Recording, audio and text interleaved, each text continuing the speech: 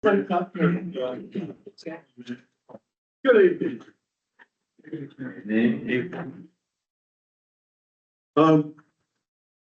I've supposed to read members of the public. In accordance with the Public Bodies Admissions to Meetings Act 1960, members of the public wishing to address the council have the opportunity to do so during the public forum. However, also in accordance with the Public Bodies Admissions to Meetings Act 1960, the public may be excluded whenever publicity would be prejudicial to the public interest by reason of the confidential nature of the business being transacted. Okay, right. We move on. 01, Chairman's request. Can you put your devices on you, please? Just to remind everybody of the safety regulations for this building. Emergency exits are here on the left, at the back, and on the right through the kitchen. The muster station is the far side of the car park. Also, recording, filming of the meeting. Council permits the filming and recording of and photography of its public meetings, standing on the point K. By attending the meeting, you are consenting to being filmed and recorded unless you notify the clerk in advance that you do not wish to be. All persons to be asked if they have any intention of recording, filming, all or part of the meeting. No? Okay. Election of chairman for the forthcoming year, and signing the acceptance of office. Right, with the utmost respect to you, Chair, I would like to propose an alternative candidate. I'd like to propose Levain King, and in the spirit of transparency, I'm happy to basically elaborate upon my reason for this. Would you like me to do this now? No, just to say I'm not putting up to the post. Nick, can I propose my colleague Derek as an alternative candidate? Certainly can. So we've got two. Anybody else? Leo. I'd like to propose yourself, Chair. Leo, I've done this job for 10 or more years. I think it's time for someone else to do it. I thought you said we were going to. Ah.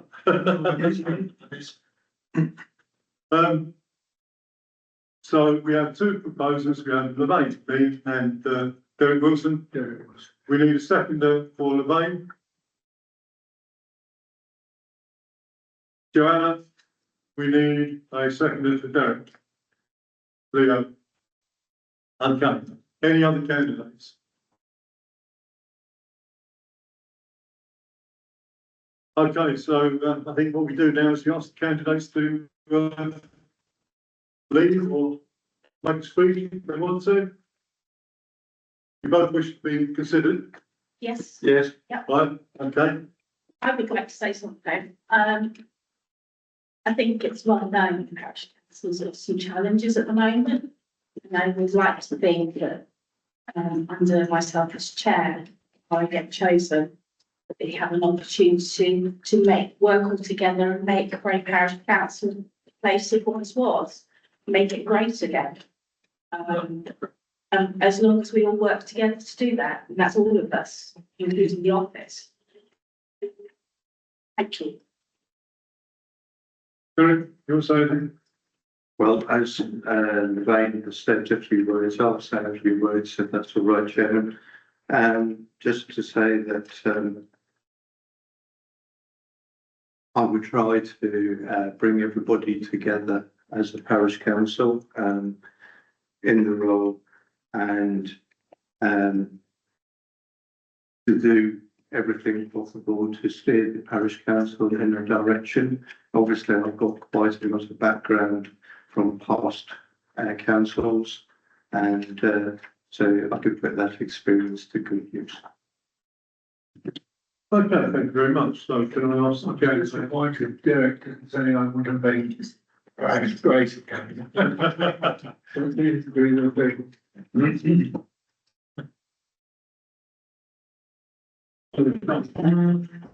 No, evidently, you cannot be asked to leave. You have the vote. Okay. Okay. Okay, so we have, we have proposals that we have seconders. So, can we have, votes in favour of Levain, please? No discussion beforehand. Yeah. You're You can have a discussion if you want to. But I think I'd like to make a couple of points if I may. Carry on. Thank you. I consider Derek very qualified. There's no doubt about that. He brings a lot to Bray Parish Council. I'm just slightly concerned that Derek might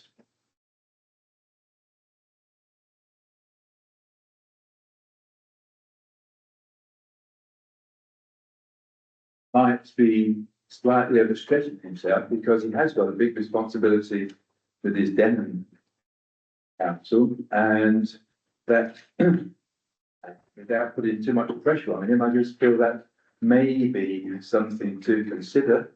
I think the Levain has probably got more time to allocate to Bray Parish Council, and in that respect, that's, I think, a point worth considering. And as for candidates, of course, they've clearly made their mind up as to where they want to stand, including Derek. But it just struck me that Derek has quite a lot on his plate, and I think councillors should perhaps consider that in their voting aspect. Thank you. Well, rather than talk too long, the challenges I see we face, Lorraine has pointed it out, and also Derek, to be fair, pointed it out, is to bring us back together, because I've been a councillor for 5 minutes, so people could turn around and say, why have you got an opinion? It's because I've got eyes and ears. And that's what's happened, what I've observed, is that we are driven by discord. We are splitting ourselves into factions and spending too much time arguing amongst ourselves. We should be doing the essential work, which we are occasionally voted to do.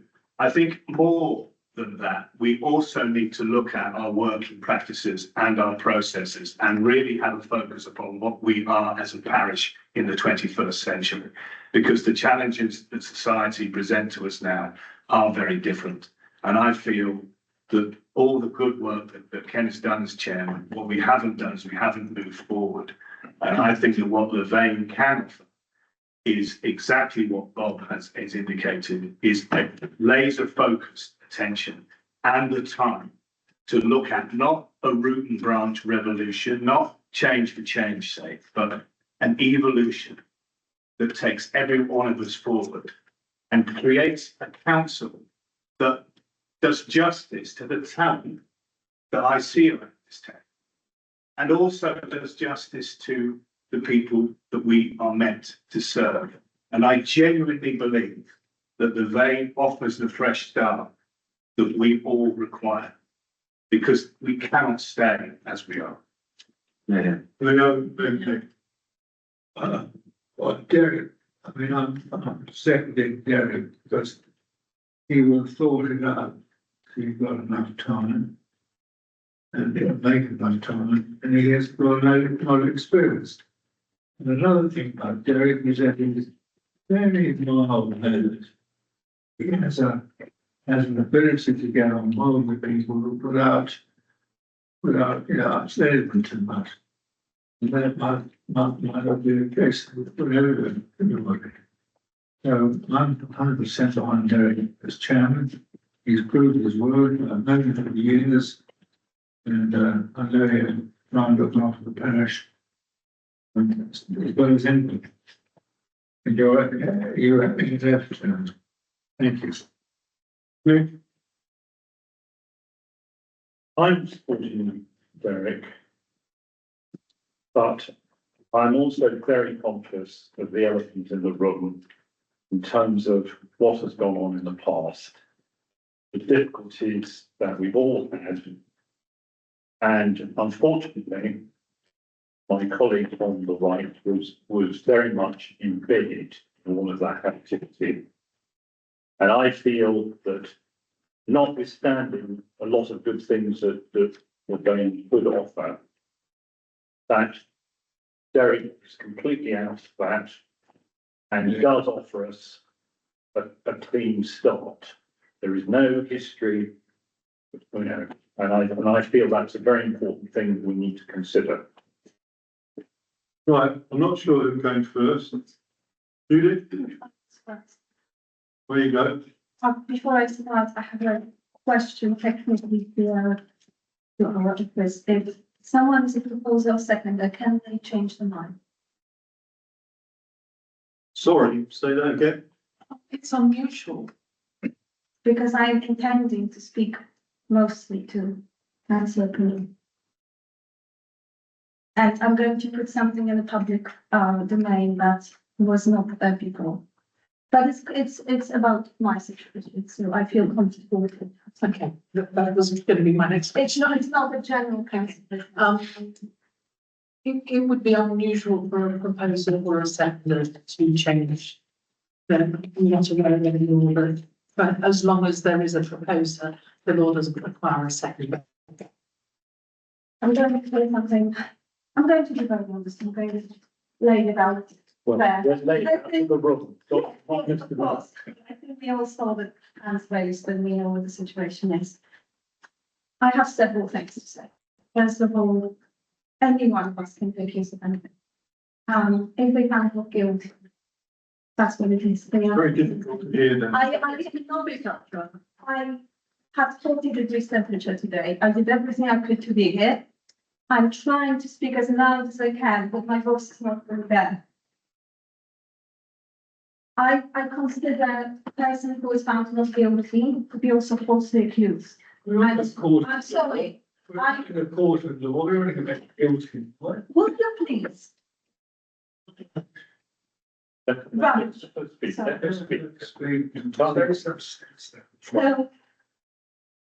So this is me talking about someone being accused of something. I have never actually seen any proof of someone doing something like that. And this is the big elephant in the room. I did vote last year to elect Councillor Wilson as vice chairman. And I did it, and you know it, despite the fact that he is of a completely different political party. I said I would like to see some change. But this year, I've tried several times to ask Councillor to help me with many things that I saw done wrong. And that included a meeting in his house, and Councillor Elvin was present at the meeting. And nothing changed. And nothing changed. And that conversation went that well that I tried. And one person didn't laugh. If I could say anything, I am pleading to give Councillor Nina a chance, because as passionate as she is, she always sticks to the rules. Every single time. Every single time. I know it's, but we need that now. We need someone who will be prepared to stick to the rules, but also will be prepared to challenge. And I do consider Councillor Wilson being able to challenge things before. He was in that position for a year. And the only thing that keeps coming to my mind is that definition of madness that even, we all know, that is doing the same thing over and over again and hoping for different results. It's not like he hasn't had a chance, he had a chance. So if you could, please, I am pleading with you, because I know what's going to happen in that room.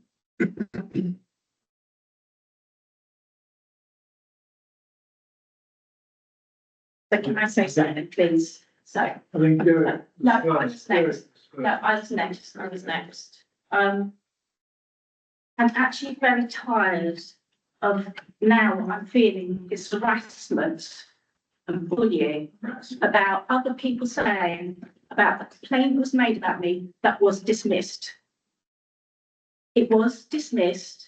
There was no evidence. It was dismissed.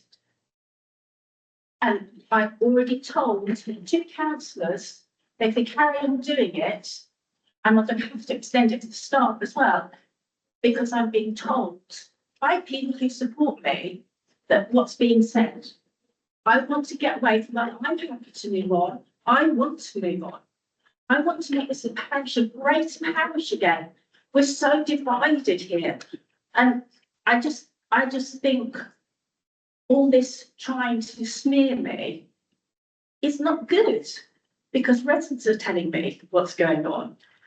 Come on, guys, isn't it best we work together rather than try and smear me? How does that make us look good as a parish council? Isn't it better to get behind me and actually say, well, actually, she was proven wrong and not guilty, and move on? So that's all I'd like to say, but I was not guilty. Thank you. Sorry. I have to come back on what Joanne mentioned there a minute ago.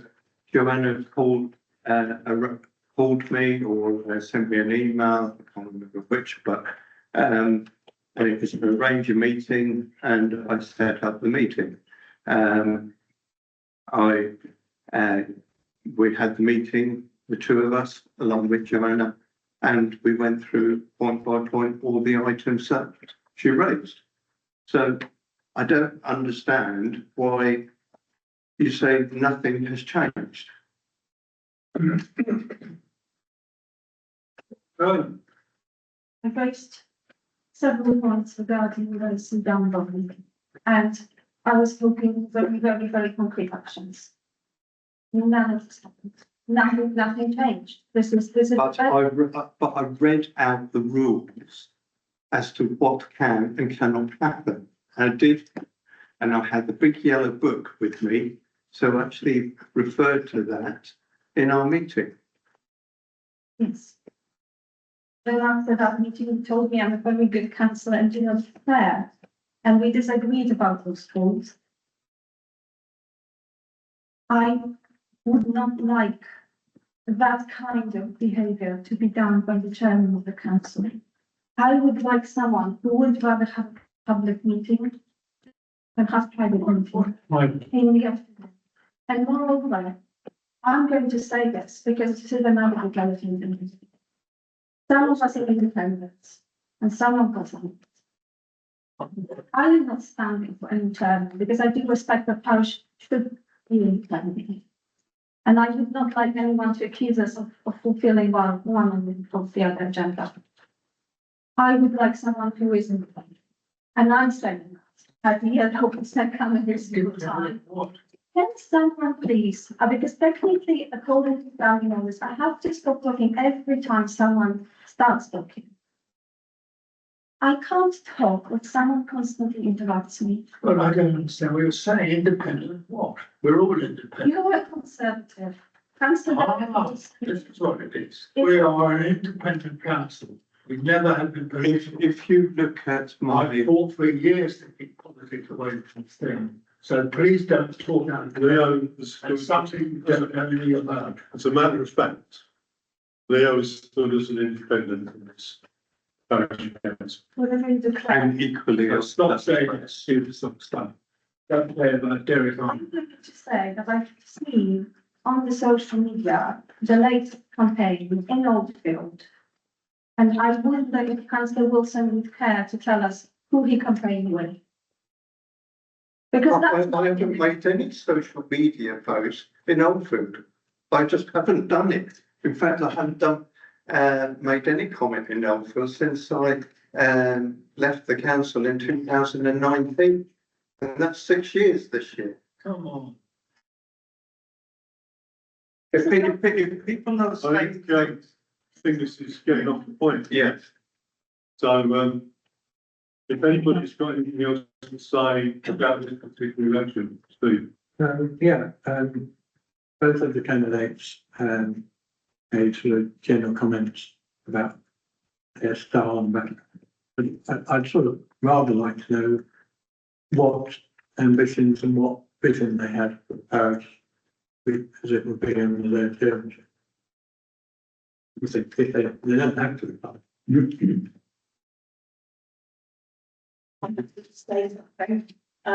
I think for me, personally, we should all do is have a workshop, all of us together, to bring all of us together to bring where we're going wrong, everything on the table, where we're going wrong, and how do we make it better in the future. It's going to be a challenge, but at least it's a start. Let's all talking together, because we are disjointed. Try and get us all together and start talking to each other.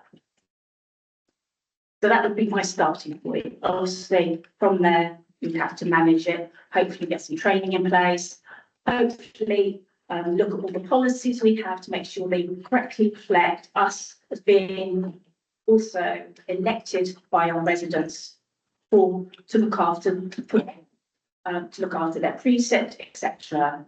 Also to work at the office and improve that relationship. I would say, because obviously the complaint was brought up, the mediator officer recommended, monitoring officer recommended mediation. I was very happy to do that, and I think we could do that going forward and to make it better. But it was never ever followed up on. So I think there's things we could do. We could change things. So the starting point. I don't know if you want to say anything. Only from the point of view that communication is absolutely key.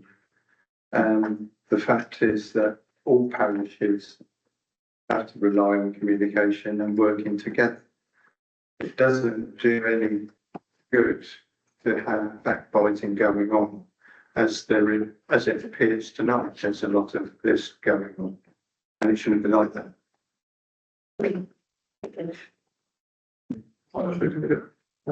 Another reading that was sort of a high level.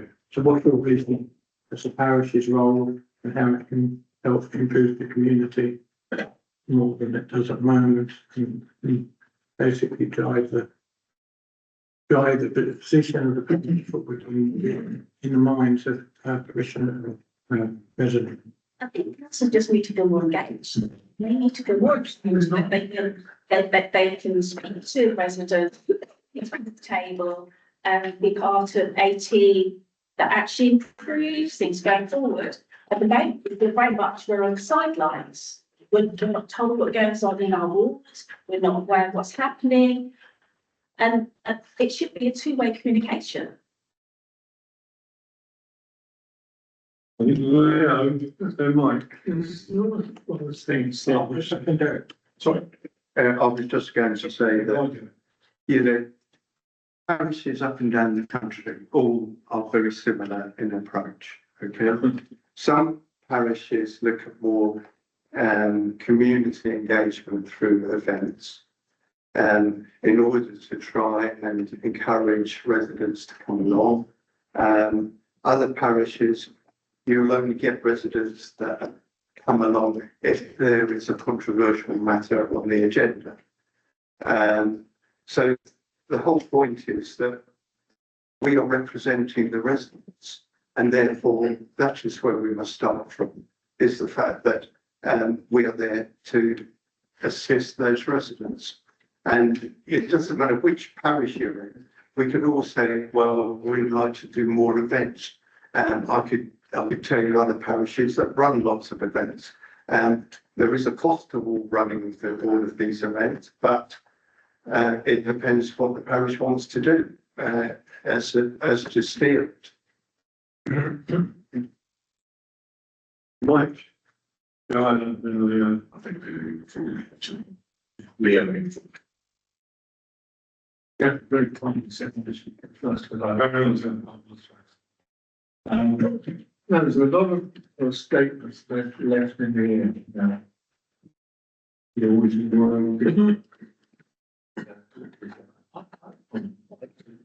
the people I find the class extremely helpful whenever I ask they're doing it. And I know there's been a squabble between maybe the clerk and the member of this council, which has really unfortunately spread outside to the public. And that's what given us a bad reputation. And if I'm right in saying that, I'm not so close to all this, of course, with some of you are. But, you know, Derek doesn't have to speak for himself, well, he can speak for himself, but he's a solid sort of chap, and he's got knowledge, and he's got experience, and he's got that sort of character that doesn't make them. I mean, he's not Donald Trump, for example, but he can do a lot of things and does a lot of things well. And he could make, I'm sure he could make Bray Parish in quotes great again, if he had the seat, being serious rather. But when he speaks about, talking about criminal acts or something, all this stuff, I don't know about that, I don't really want to know about it. I've never experienced anything like it on the planet. I mean, I've never been on it all the time. I've been on it 40 or 50 years. You've never had any of this going on before. I can honestly say that. Yes, you get personality differences, but never quite as deep as this, or in question at all. We never ever did that. You never call a depression, what's the diet? That's a real mistake. It really is. Okay, thank you. So just in answer to what they just said, I mean, you're right, it is not good that someone called into question the club, but it might well be that goes to the heart of what the problem is. That this as Derek suggested, the communication between councillors and between the offices is not good. It's broken for whatever reason. I think to try and summarise, in my mind, what we're faced with today is a stark choice between continuity, essentially, a continuity of what has happened under Ken and not just what happened to Ken, but himself, being the vice chairman. And in that sense, I don't have any real feeling or trust that the necessary changes will be brought into place, as opposed to what I believe Levain will do, which we should go in there and be quite open and honest and try to be inclusive and try to be ambitious within it, but ambitious in a way that will bring us all forward. Because what's happening is we don't want to be a top-down led organisation. We need to be up. We need to be working together as a collegiate way. And the difficulty with someone like Derek is his huge amount of knowledge means that in many ways he becomes just almost this chief executive type figure, which no one really necessarily can challenge. I think that what the vein can bring is a desire literally to get your hands dirty and to bring us all together. And I just think that we need, at the time, we've had 10 years under caring, for which we must give huge thanks and utmost respect. We do need a fresh start. We need a fresh face. We need to make a break with the past.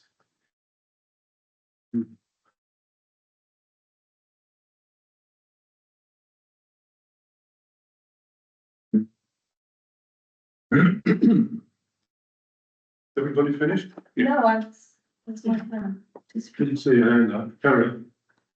Okay. Yes, you did have it. Yeah. But I'll try again. Sorry. Yes, for changing. I was trying to find this picture, it's a recent one. I would not like our chairman to go and canvass with Simon County. I'm so sorry. I think this is not right. I didn't hear. And I do not think that the solution to current problem is to have more events. Not in very private fully thought, well, we already have events run by the business. This is not what they need. They need openness, transparency. I'm still sorry I can't show you a picture. I was going to, I can't find it in the I don't think so. But it's not impossible, just very rare. It's changing. It's going to get on. You can't do that. Yes, you can. Yes, you can. Be the hero. And do that thing. What about the humour?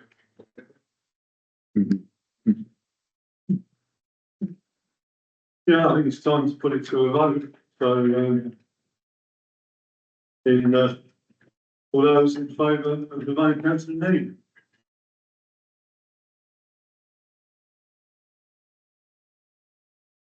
That carried? Right, it's carried. Just to make sure, all those in favour of councillor Wilson? I'll vote for myself. Yeah, you get a vote as well. An equality of votes, Chairman. It's an equality of In votes. that case, you get a casting vote. Excuse me, Chairman, can I just ask, now, it seems very unusual to me that candidates are A, voting and B, voting for themselves. Yes, they can. They can, that is the. Is that right? Yes. If they don't vote, it still ends up, There are no circumstances in which you can deprive councillor of an election. Sounds a bit unfair. I feel it very awkward with both the candidates sitting in the room. I don't want to take the step out. Yeah. You vote with. But it's about Phil, may I Let's see what. opine on that? I think it may be awkward, but it's one at a time, please. it may be awkward, but it is entirely proper. There are no circumstances in which you can deprive a duly co-opted or elected councillor of their right to vote when a proposal's been made. That doesn't mean they have to be in the room when all the discussion's going. They would come in, but they could vote. But there are no circumstances in which you can deprive a councillor of the right to be present. Would you like to abstain? Well, I think I know what standing order says, because I think I actually proposed it before I was ever chairman of this parish council. And I think I'm right in saying that the chairman is expected to cast their votes in favour of the status quo, which there isn't one. Don't advise. Please. The law gives the chairman a casting vote in the case of an equality of votes. Quite a lot of councils have a protocol that says that the chairman should cast their casting vote in accordance to preserve the status quo, but it is a protocol. There is no legislation behind that, so it has no legal status. And in fact, a chairman can cast their casting vote however they choose. Or abstain. Or abstain, you can choose not to. The problem is that you will not then have a decision, No, and the meeting should reach a decision. so can we bring that back to the next meeting? You can't proceed without chairman of council. Can we elect the chairman for that meeting? And We got to do it now, it's been restored now. why, so there is no reason to rush everything and try to. Well, very nice. We have a vote, the chairman has a The card. chairman has to make decisions, basically. Can't make a decision. Okay, the chairman has to make, Yes. the chairman has to make the decision. Yeah. I made the decision in the favour of Derek. But you've already voted, you were already included in the vote, weren't you? Does that not matter? You In vote. other words, this is your second vote. I get second vote. That's what a casting vote is. That is- Okay, moving on. Yeah, you're going to come to chair. Before Well, the chairman can leave.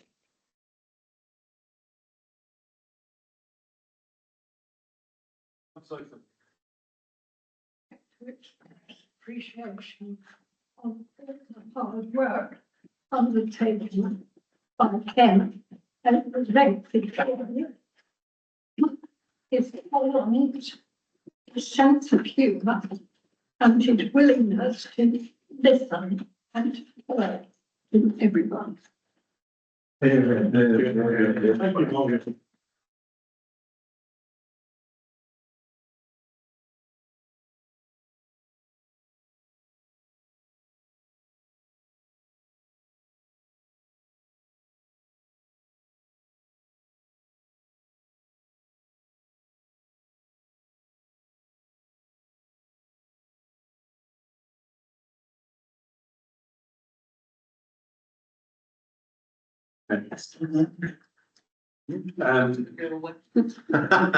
As today is the 19th of May, there's a declaration of the sections of office that I have to complete.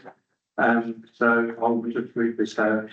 I, Derek Wilson, been elected to the office of Chairman of the Bray Parish Council, hereby declare that I will take the said office upon myself and will duly and faithfully fulfil the duties thereof according to the best of my judgment and ability. I undertake to observe the code of conduct which is expected of members of Bray Parish Council. So that's what I was saying.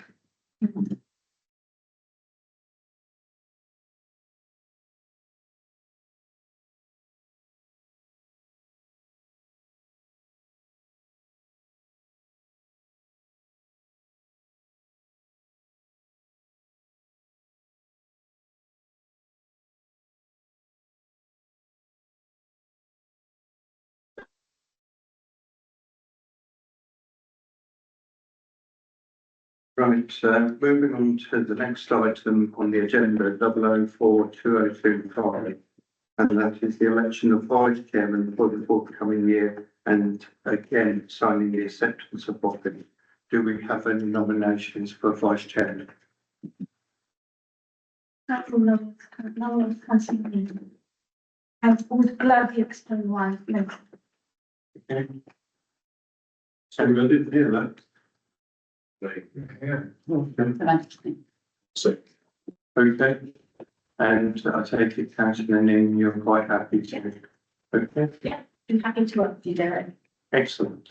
And you will also have a declaration of office to sign. Yeah, I'll look at the other nominations first. Mark, I'd like to nominate Julie. okay, I work full time, I don't have time. Not even do this, I think it's needed, so thank you. okay.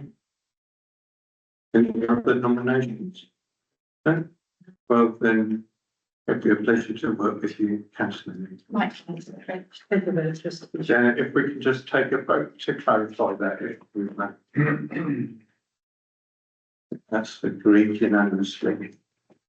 And one abstention.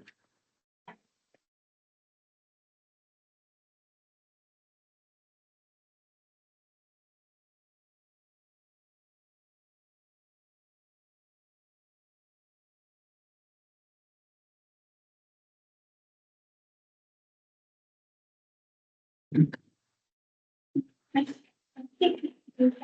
you.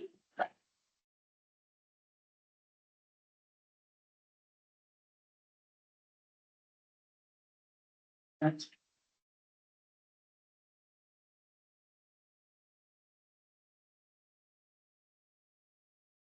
Thank you very much.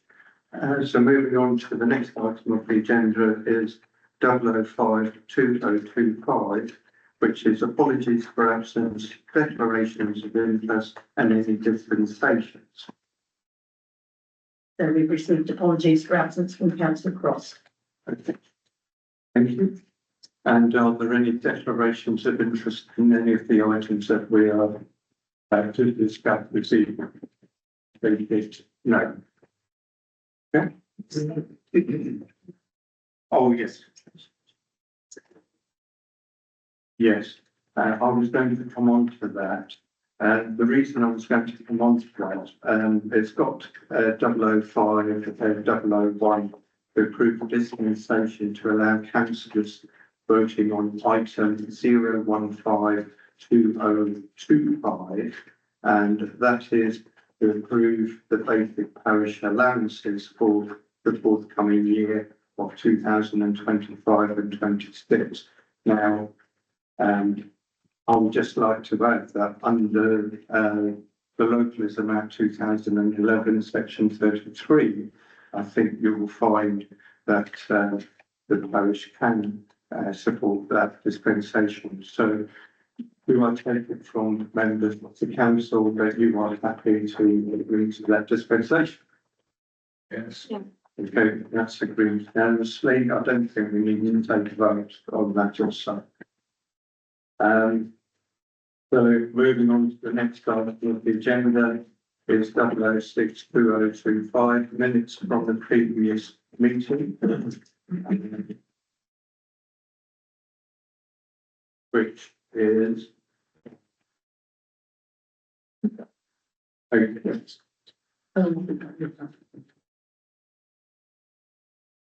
Right,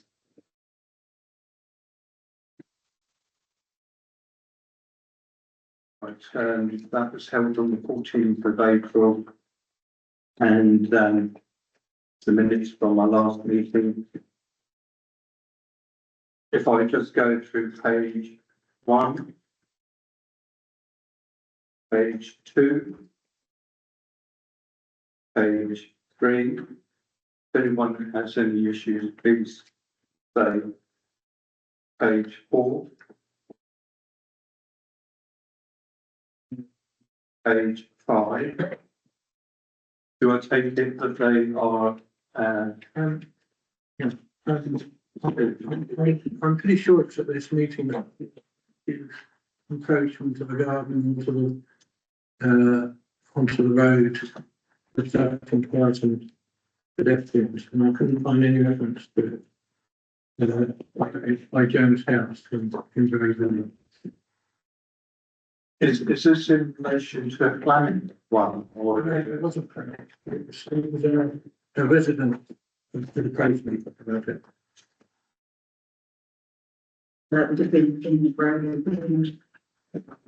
Yes, but the only reason why I meant, it wasn't the main issue, the only reason why I mentioned it was sort of have an update on it. So it says here to receive a report, the announcement of the event in the ward. Can be noted in.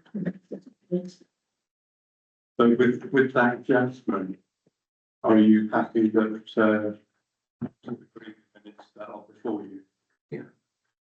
I'll just clarify, it's a Yeah. carbon issue. No, it was to do with the encroachment of the garden under which we in this moment. At which house? Jones House. Number 3, Jones House.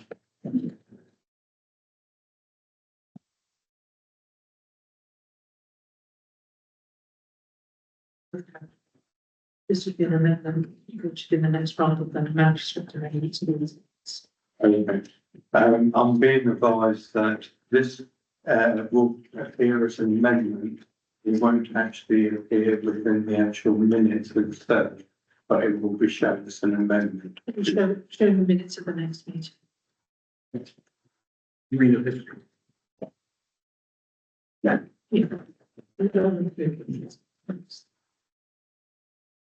So are we all in agreement of that? Okay, okay, sure, I'm saying that I was the meeting. okay, no.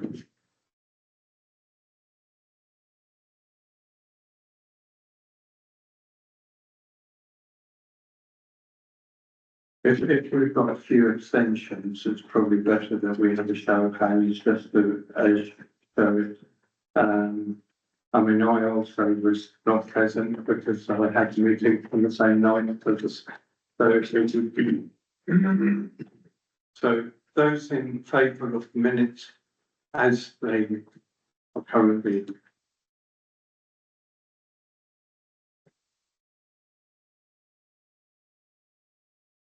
And those against and abstention. I think we could say that because I was not present. 3. Okay, we've duly signed.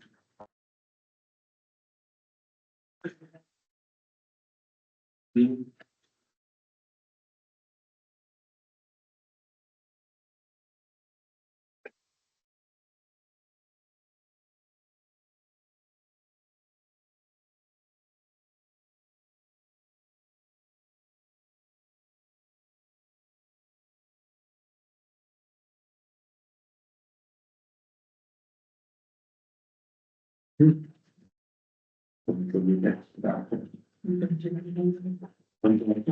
all in the same at the moment. It's all in the same. Exclusively second. The journey makes the same. It's not just the swearing in. Okay. We also have a part 2 minute.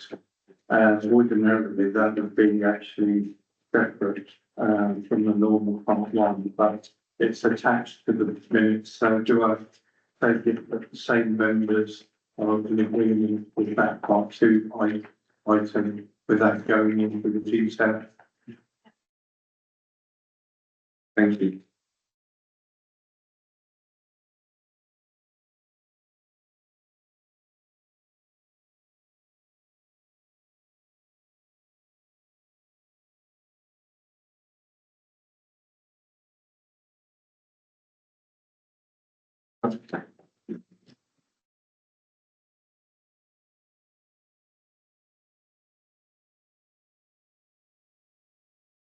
Right, so we've dealt with item 006225, so the next item is 007225, and that is to approve committee and working group memberships for the current year of 2025 to 26.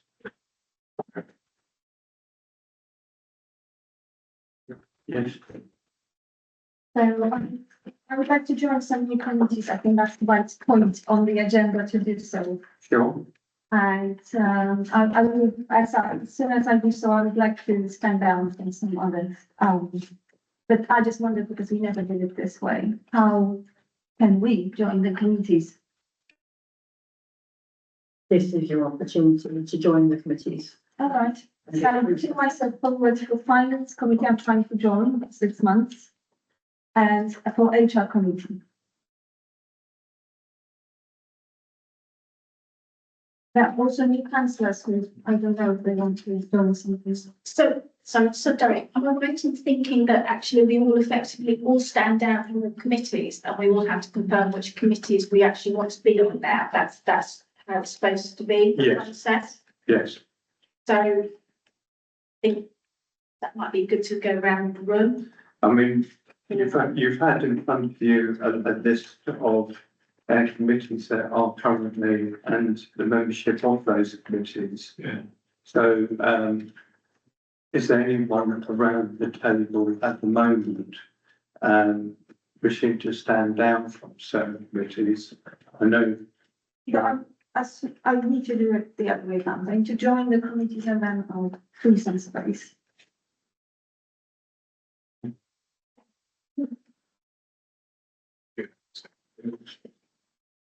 Mr. Chair, Mr. Chairman, Mr. Chairman, yes, suggest that instead of doing it, council by council, you do it committee by committee. And that way, this problem wouldn't arise because. Sure. Okay, well, the first committee on, I'm going to do it left to right. Okay, so, finance and ICT committee. Okay, Just one moment, please. just breaking them down to all the names. Susan Cross is on there as well. Suzanne was on this committee as well. Yes,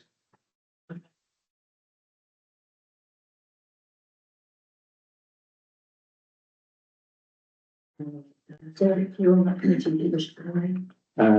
yes, I do. Although some committees I would possibly be ex officio. So I can still attend all the committees, but not necessarily be a member of the group, but I would like to remain in finance. Councillor Abbott?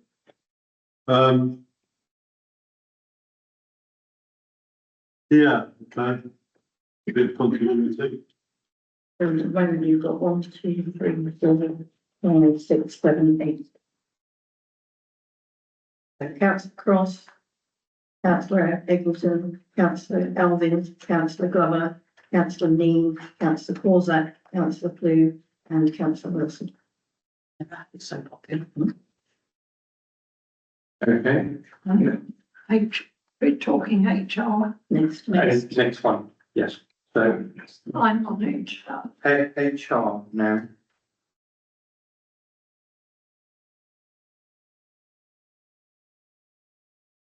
I would again like to remain, as it is quite key to the job. Yeah. So I've got councillor Alford, councillor Glover, councillor Corsack, councillor Parkinson, councillor Pearce and councillor Wilson. Okay, thank you. Next committee, land management.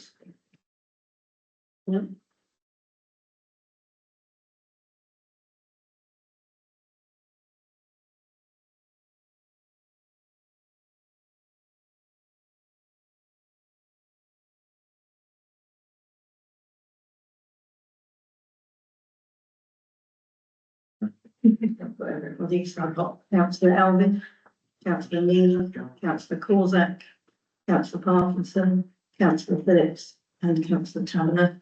And Yes. councillor Walters. Deb Wilson. Yeah. Yeah, and councillor Wilson. Yeah.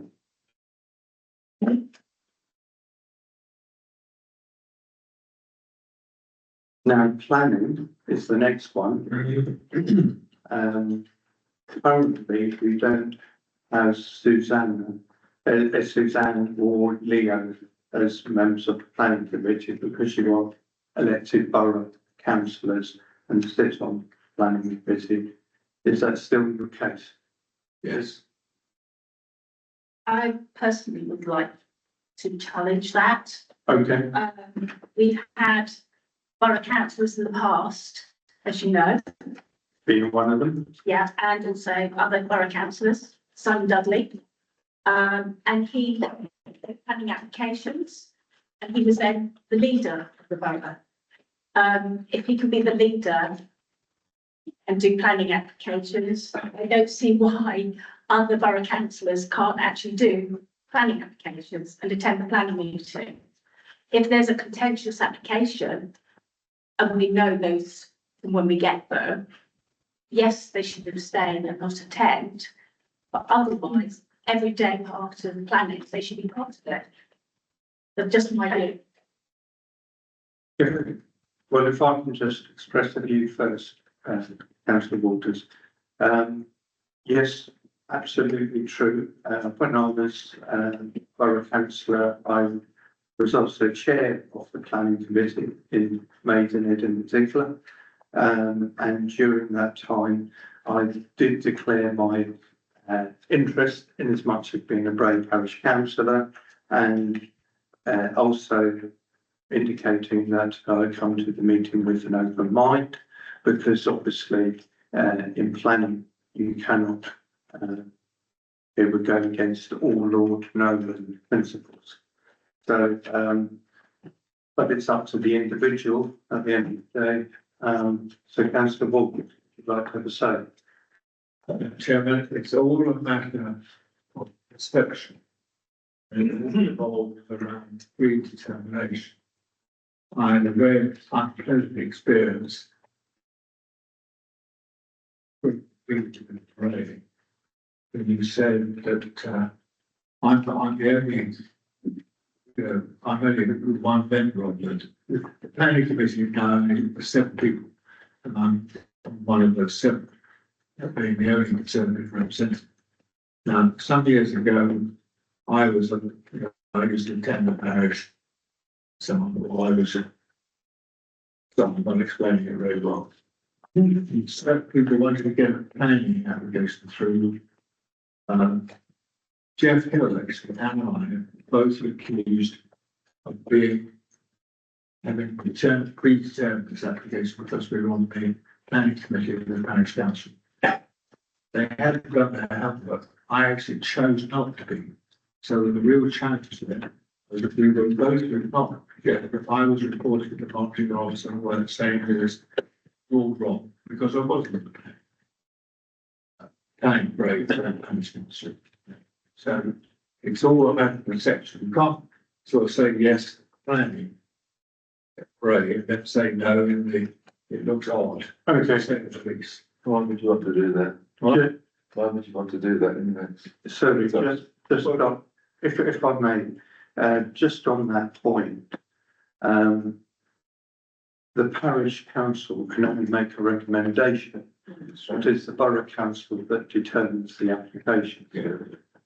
So therefore, as a parish, you may take a view at parish level as we will know by the time it reaches the borough level, there is an officer's report. And there's all sorts of information contained within that officer's report that may make you take a different view.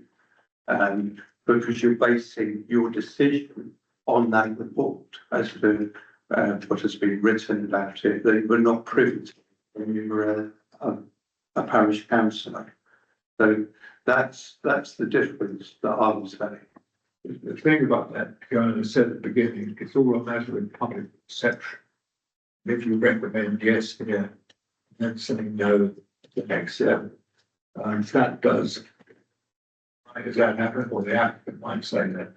As I say, they had a real good go at me, thinking that I was in the Bray Parish Council, and I wasn't. There was a bunch of people who really wanted to get what they wanted. Councillor Cawser. Well, councillor Cross stood down from planning committee. We actually voted on that matter and we decided as a committee if we're giving her that station. I am a bit of the mind that if there is a contentious application, anyone can declare and can abstain and can say, I'm not going to be part of this specific one. I don't think how this could be ever a problem in planning committee if anyone says I do not want to take part in this one for any reason.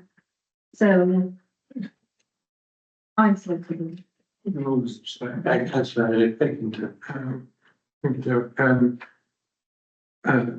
I've been involved in a few sort of non-judicial cases, and there is an issue even with witnesses about confirmation bias, and it's still relatively new thing. I think lawful.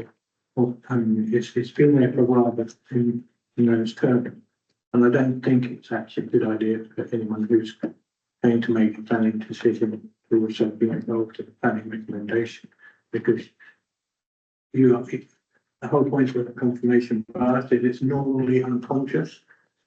If you've been involved in discussions about an issue and then you have to be an arbiter on it, or you had to present evidence on it, basically you are unconsciously influenced by the first occasion. So I think it's perfectly right people stand down if they're going to be an arbiter in something that's already been a recommendation. They've made a recommendation. I'm going to take Councillor Neame first, and then Councillor Lynn afterwards. I totally agree with you, Steve, and I think if that's the case, any of us that are all councillors and then sit on the borough and the development panel should not vote on the development panel, because there's I could say predetermination, natural inclination. If you've got an application that's contentious in your ward, you're going to go into that meeting with an open mind. So there's always a risk anyway for anyone who sits on the borough always has a council role behind them. If it's in their ward, they're always going to have that. And often we've seen that the DCP, the local control panel, those councillors actually don't vote, actually choose to speak against the application, etc. So I think there's always, and I agree with you, there is a risk. So say there's a contentious application in your area, you're always going to be seen to have a bias towards it, supporting the residents, because that's your role as a borough councillor. So I think it's a difficult one. Okay, Councillor Lewis next. So, Most of the applications we deal with are for, small extensions, garage conversion, small this and that. And those ones, there isn't any reason why our worthy district councillors should be participating. And obviously, if there's a mega one, they can push that to somebody else and not do that. But I think for the vast majority of the applications we deal with, they should take their share on with everybody else. Councillor Waters. I think the exception doesn't prove the rule. It's because I've been through the bill office I think we should check with Bar Pacific about this. You know, the Bar, Berkshire Association of Local Councils. here we had one thing, I can't remember the quite a long time ago, but it's a personal choice. I don't want to be perceived. Another enormous argument, this really was one, which I rarely become. But I had to assume that I wasn't, they still made it, you know, said, this is predetermined this thing. And I don't want to go through all that, it's a personal choice, but I chose not to. Would it not be better just to agree with the status quo that we have at the moment on the list? Because I know that we could have this discussion for a while yet, and I just think, so on this, We did before and voted on it. yes. Yeah, let's, Chairman. let's vote then. The whole thing's it's more the division of labour, isn't it? And Yeah. I don't know where Holyford stands, but, you know, I mean, I could do with it, we could do with us, but in no degree type it, but that's another story. Yes, well, we've only got the club, myself and Derek. Fine. And we did have 6 councillors. Yes. Anyway, those, that, We was never on the planning committee, as far as I remember. okay. Simon Guthrie, he said, Anyway, Councillor Waters, let's just deal with this one. okay, Okay, so those members that wish to remain on planning, can they please indicate?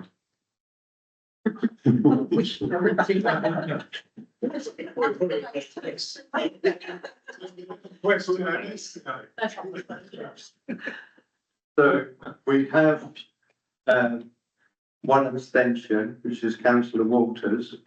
So therefore, all the other members present here will remain on planning.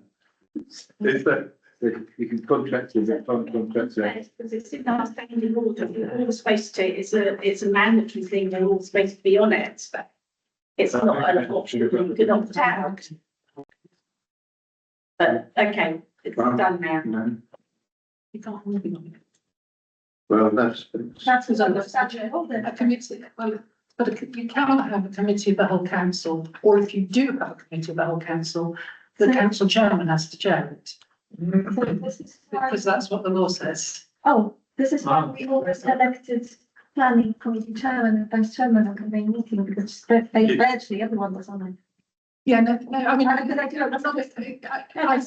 believe this in another life. Yes, And what we used to do at a much bigger council, where there were 20 councillors, is planning committee was 19 councillors.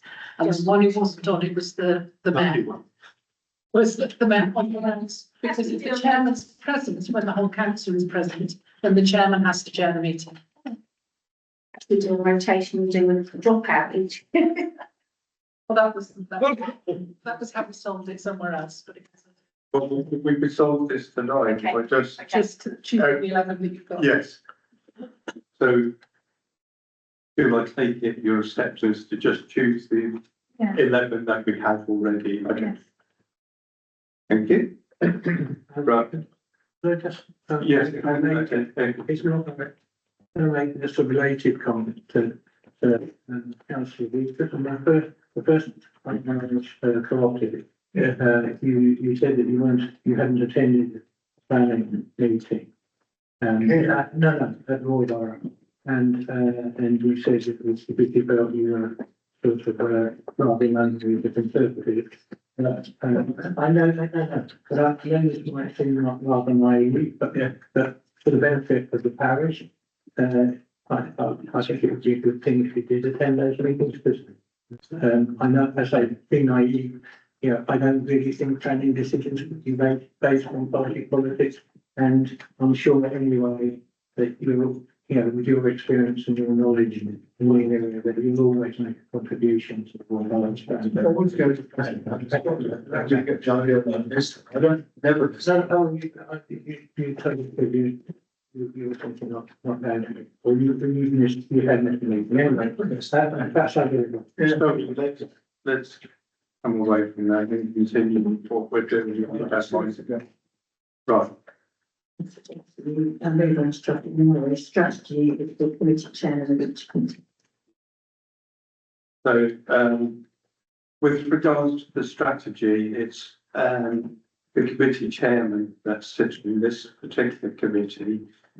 So obviously, once the meetings take place and you appoint chair and vice chair of that committee, then obviously the chair will by right to take their place on the strategy. So traffic and highways.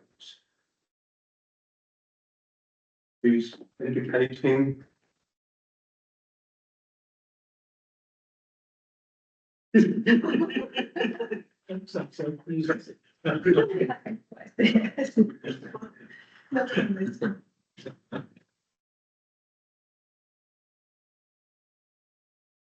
got the, I think so.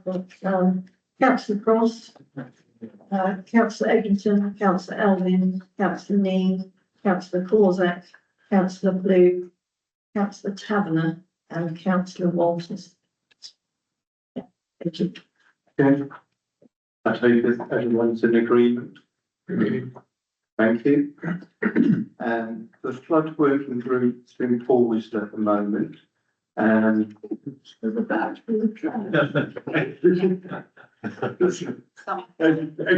Neame. I was actually going to say, I think we just should disband it. I don't think it's needed anymore per se. At the moment, as you know, I'm the flood warden for the council and I attend the meetings.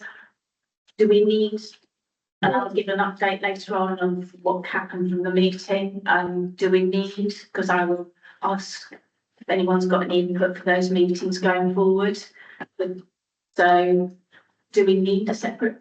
No, and not until we have such an issue that would warrant it. Yeah. Proposal with a second and Okay, so if you're formally proposing, Yes. can I have a seconder for that? I'll take councillor Walterson's hand that went up first, to actually pause it. Pause it. This man. Yeah. Okay, do I take it all councillors are in agreement with that? Yep. Thank you. Right, the last committee that we're looking at here is the newsletter working group. Very important.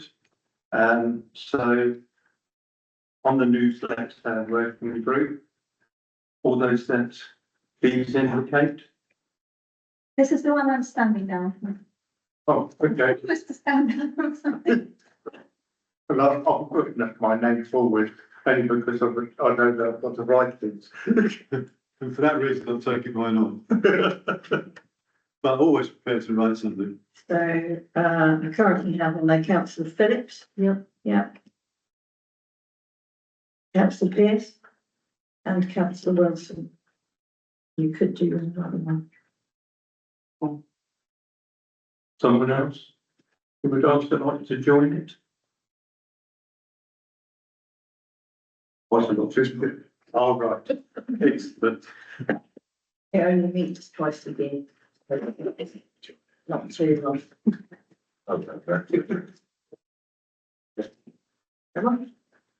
Thank you. The next item, WA2025, is to approve the dates and times of council and committee meetings for the current year, 2025 to 26. Apologies, Derek. Sure, no problem. I did actually do my prep for this, as you can tell. So Councillor Cross brought up the fact that some of these are clashing with borough meetings. Can I make a proposal that this is taken away and actually further at the next meeting that none of the dates clash with borough meetings, or and all yourself as well, obviously. Yeah. I think it needs to be a bit of a diary match up here. So that's my proposal. Okay, I would second that proposal if I may. I thought you might. All right, well, very, very, very well, it sounds sensible. So, sorry, could you raise your hands again? I think that's So, the. are there any meetings in the next month? I was just about to say, if you agree the dates of meetings between now and the next meeting of council. The next meeting of council is Monday, the 23rd of June. That is incorrect, I'm not sure. I'm actually planning a meeting on the 2nd of June.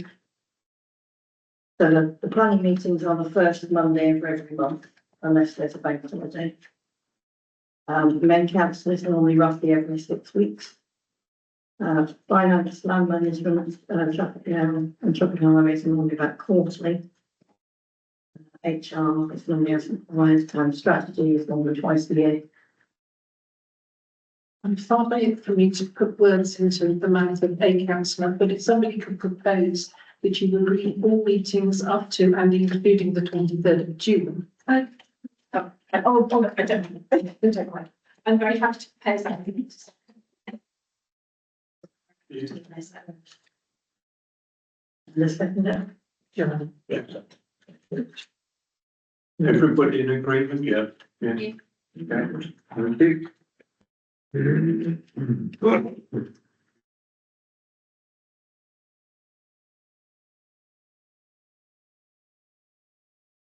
And, the next item on the agenda is 009225.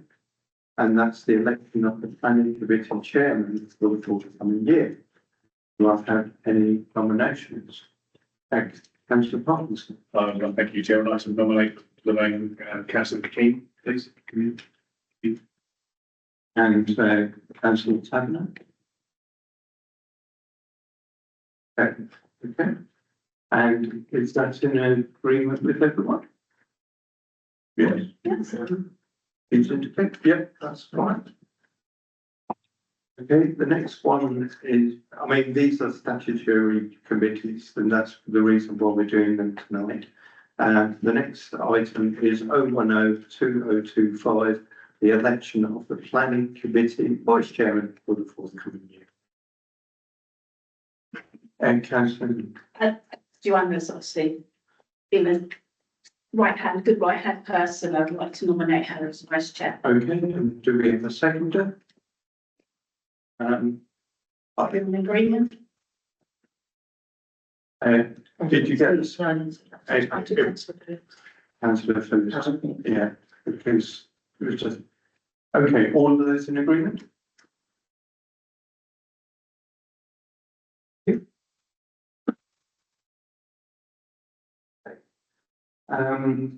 Spends one day.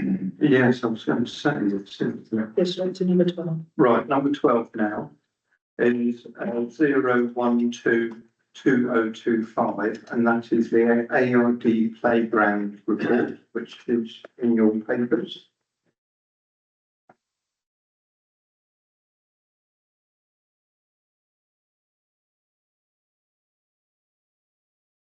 I noticed there's two there, the April and the May. So if we go to the April one first, the monthly inspection report.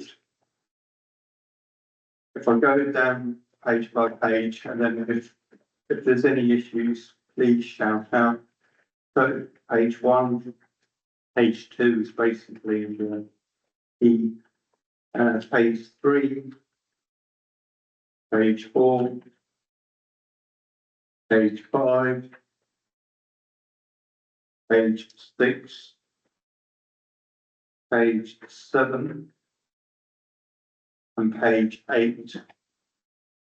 I haven't seen anybody indicate, unless I've missed anyone. Okay, so that's on the April one. So going to the May one now, I'll do a similar approach. I'll start at page 3 because that's where the report starts, basically starts. To page 3, page 4, page 5, page 6, page 7, page 8. And then are no major issues on that. Do I take it from the members of the committee that everyone's in agreement with those two reports. Thank you very much. Can I just say that ARD are in the process of removing the steel remains of the jigsaw unit that they removed from Jubilee Field, and that's free of charge. That should be removed when they set up the new unit. And then Springfield Park, we're replacing the flat seat swing seats and applying bird spikes on their recommend, which is all within the Clarkston. Yes.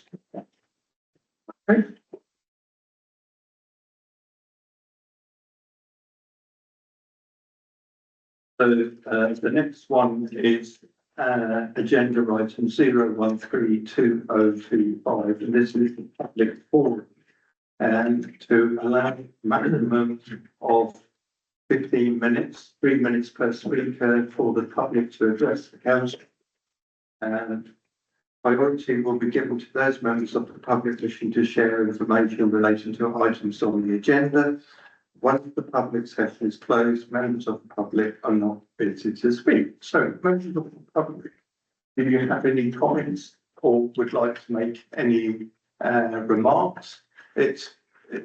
Now is your opportunity. Thank you. Good evening, councillors.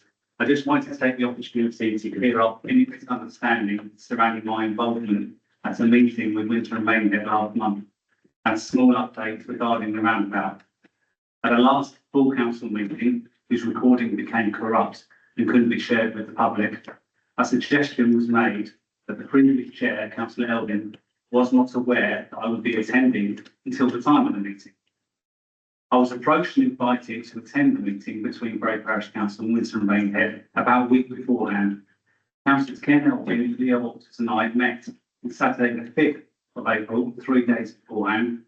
We discussed what my involvement had been to date and how we might together encourage answers out of Winter and Maidenhead.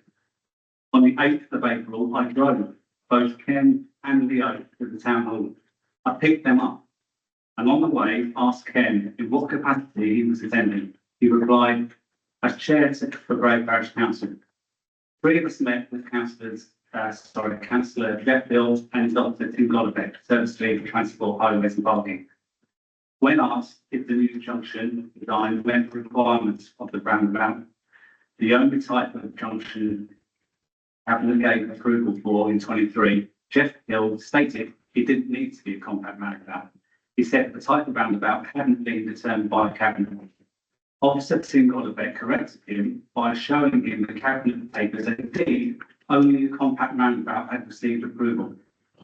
It is in experts' opinion that had a compact roundabout been built, it would be perfectly safe. Instead, due to the insufficient land being available and the subsequent introduction of cycle paths, the hybrid Frankenstein design has been unsafe and not fit for purpose. Jeff wasted several minutes during the meeting blaming the Conservatives for the increase in traffic, whilst we get that he had failed himself and his own responsibility to provide a safe and suitable solution to the problem. He confirmed in our meeting that the upgrade works had not been designed to accommodate the levels of traffic realised by the BLP. When can residents expect to suffer a similar level of disruption when it's found the roundabout is indeed unsafe or cannot cope? Ken, Leo and I shared a few comments afterwards, more or less confirming each other's thoughts as I drove them home. But having once again put myself out to help councillors, you will understand my disappointment in learning my involvement was being denied. To be clear, my attendance at that meeting was premeditated, and if there is any suggestion that the previous chair knew nothing about it beforehand, as I understand was the case at the last full council meeting, it is completely fabricated. I drove him to the meeting. If I may, Councillor Elgin, did you not meet with me on the 5th of April, discuss the upcoming meeting, and then allow me to drive you to the subsequent meeting on the 8th of April? Quite correct. Can we please now have the reason you were at the meeting? Leo?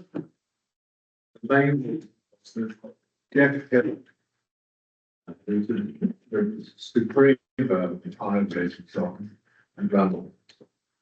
Actually, they're not being recorded here, are you? Yes. That's what you think. All the meetings recorded, Leo. Should I make it? I sometimes forget because it's so unfamiliar with it. The main reason was that, Joe Kelly sent a certain number of emails to, James, who came with us, which we hadn't seen. Also, all the way through, there'd been, this was put into emails, that there was this continual blocking of all our questions about the run. We never established what was really being built. We did find out at the meeting, with James's help actually, because neither Ken nor I both we're not experts on roundabouts, particularly we know roughly the idea. The main idea is the sort of, the movement of traffic at a junction. And that's what it should be. But this roundabout, which is there now, is just as safe, just as capable of holding handling the traffic as this new thing, which is costing 1.3 to 4 million, which is actually absurd. Spend of public money, but give me no better than what we've got there at the moment. You've got a lot of palaver for Hollywood present, because in the original roundabout, which went to the October 23 cabinet meeting, there was going to be a proposal to the right, coming from the major district. That was taken out without anybody's, anybody's consultation or anybody saying yes, no, just done. So the people, the residents had no consultation about, that the original of that very vital goes the right term. And that's why James Campbell came with this, because he had much more technical knowledge. And we had on the other side of the table with Paul Barra, very good chap. I would call him Goobershop, but it's private knowledge. He's an excellent person, and he knows his stuff. And I think it's fair to say, and he felt embarrassed about the whole thing, but technically he knew we were right. You got that impression, yeah. So, just Really, we were right. But as far as this council is concerned, unfortunately, Councillor Cross, in her absence, really didn't help initially. In fact, she was for there. I think Leo. Hang on a minute, hang on a minute. I'm talking now. I think stop I that didn't there. interrupt you. Yes, you did. Sorry, but you did. Firstly, I don't think it's right to name other councillors that are not here. I'll just would leave that stuff. Okay, I'll do that. But there you are. He was very helpful. That's it. just to be absolutely clear, Leo, who invited James Campbell to come to that meeting? Who invited James Campbell to come to that meeting? We both accepted he can come. No, you invited him and you phoned me. Somebody's got to invite him this week. I did. You phoned me and said, would it be all right? I did, yeah. You did? Yeah. Thank you. Mr. Councillor. It's unfortunate that the meeting last month, the recording is corrupt. I mean, of all the meetings that you have recorded, that happens to be the one that's corrupt. It was in part one meeting, so it's been openly discussed with other councillors. So they've been free to share what took place. I was led to believe that Councillor Elvin outwardly disputed the fact that he knew I was attending that meeting beforehand. No, it's not so. You were not invited, I didn't invite you. Leo invited you. Leo asked me, Leo asked, was I available? I said, yes. I will check with him and see if he is okay with it. A response a day later was, Ken is happy, would like you at that meeting, crack on. I had a discussion with Leo, I gave him my reservations and my reservations were not disappointing. I think we need to draw a line in this. Yeah. The meeting has happened, the meeting is taking place, and the decision. Councillor Corset. I have just one point to make. I don't dispute the presence of the residents. I happen to also know that he has a lot of technical knowledge. But The way this. I can't hear what you're saying. Please speak up. No, I can't. I can't. This is how loud I talk.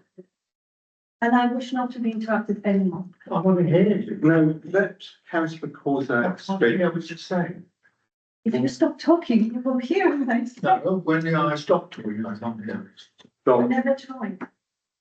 councillor Corsack. Okay, Don't be facetious. before that meeting, it's not funny. No, I can lead the code of conduct. oh, God. Oh, Councillor Corsack, please continue. I have learned that this meeting is about to happen. And my understanding of that meeting is that we are all invited. And we can come and have this conversation openly with Officer Goldbeck, Polish surname, not Gorbachev, Russian surname. Anyway, I have written to the office and I have received an advice from them still in the office, Locum Clark, who advised everyone how she sees that, how we should actually delegate people to that meeting, how this should be brought to the meeting, how we should vote on it. And also how every councillor should be invited to submit questions. Because even though I wasn't going to that meeting, because I wasn't here, I was very happy to submit some questions, but my understanding is that this never happened. So if we start a new council year, I would hope that that kind of meeting would never, ever, ever happen again. It's not about who was in that room. It was that they probably didn't have a delegation. And even if they felt they did, they have not allowed other councillors to contribute to that meeting, even in the form of just written questions. I have not seen to that date any result of that meeting other than what I've heard. And it's terrifying. There is nothing we achieved by going to that meeting other than alienating people and causing more and more problems. The only person who achieved anything is some political scolding from. Anyway, Nothing was achieved. it's all right, I'm going to come to you, councillor. yeah, I'm just going to make a suggestion there. I was going to say, so I did at the meeting of the one that got corrupted, suggest the motion, which obviously I agree, we can't do motions at the meeting. That actually what we do is, in the interest of being more open and transparent, we make sure people know about these meetings. Because why I was upset, first time I knew about it was on social media. So I think in the spirit of trying to change the council and be more open and honest, we don't do that sort of thing going forward, and we make sure councillors are aware and have input, as Councillor Project said. Sure. So that's just a request, please. Okay, no, that's fair. Yeah, councillor I Taylor. just like a practical question. I mean, with regard to the, how it was corrupted, but it can't be totally corrupted, can it? It's not possible. So bits may have been, but a lot of it would be perfectly audible, I would have thought. There is no recording of that. Did they record it? No, there is no recording of that meeting. It failed to record, it came corrupted, and that was it. And we've tried to. But of course, the minutes will reflect what was recorded The anyway. minutes will reflect the decisions of the council. Yeah. Thank you. Thank you, councillor Eddington. I don't want to sort of make any accusations about anybody or what the problem is. But I think as a general principle, the council was acting at the time at, shall we say, at a distance from the Royal Borough's council, the Royal Borough about this issue. And I'm certainly not going to get involved in the rights and wrongs of the issue, because that seems to be a side thing anyway. That's not what the gentleman raised. The matter of whether he should have been there or not, or sorry, whether he was approved to be there. And it's nothing to do with it, you know, he was under that idea, but the whole issue was between the two councils, between our councils, that's the Bray Parish Council and the RBWA. It's perfectly proper, I think, if someone's got specific knowledge of it, the knowledge that they should be at that meeting. But I think they should have received,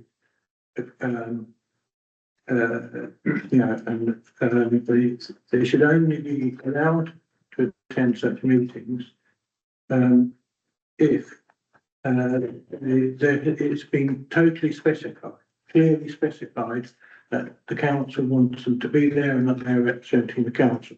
Otherwise, whether they are or not, it's likely to be seen that way. And also, they're not going to be bound by the regulations of councillors. And we've got this thing about social media that we just want to look at the draft of. And anybody who's appearing on behalf or with the councillor or on behalf of the councillor as a Bray Parish councillor should be also subject and have to sign that they accept those conditions of being at the meeting and being a representative or advisor of the council. That's my opinion. And obviously we can't have motions here, but I think they should be added somewhere to the documentation, but about people who are not councillors but are representative of the council. Yes, I mean, there should be a motion before the council brief on who actually attends. Yes. Yeah.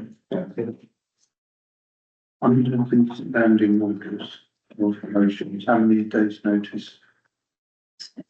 Then 3 days, I'm not going to be in a motion in writing. So if there is a motion, 7 clear days notice has to be given to the clerk. And I would take that that's working days rather than opposed to. 2 days, Yeah. that doesn't include the date of the meeting or the date the agenda is posted. That would be witnessed standing order. Yeah. Yes. I think from the point of view that Mr. Hampton came along to that meeting, listening over your points of view about the actual technical aspects of the roundabout. I think that was good. I would also like to thank Leo and Ken for their contributions at the meeting as well as yourself, Mr. Captain. Because I think, it's important to get over the fact that this roundabout has caused nothing but chaos. I think that's fair to say. I think that's not fair to say. That's actually very. Anyway. Okay, I'm now like, I take it the young lady doesn't wish to make any comment from members of the public. Just the one really. Sure. I find that Ms. Crawdad being constantly interrupted and talking over is very, very rude and reflects badly on my passion. Yes. So we could bit of consideration towards councillors. Yes, no, that's a fair point. I think anybody speaking should be able to make their comments, but please don't interrupt the councillor from speaking because everyone has valuable contributions to make in this parish. It's just sometimes. No, Leo, enough. Sorry. No. I've drawn the line. We've still got a lot on the agenda here this evening. Right. Next item is 0142025. Thank you very much for your comment. So receive the meeting held on the 30th of April and to approve the following policies under 014.001, which is the expenses policy, the grant policy, social media policy, and communications and engagement.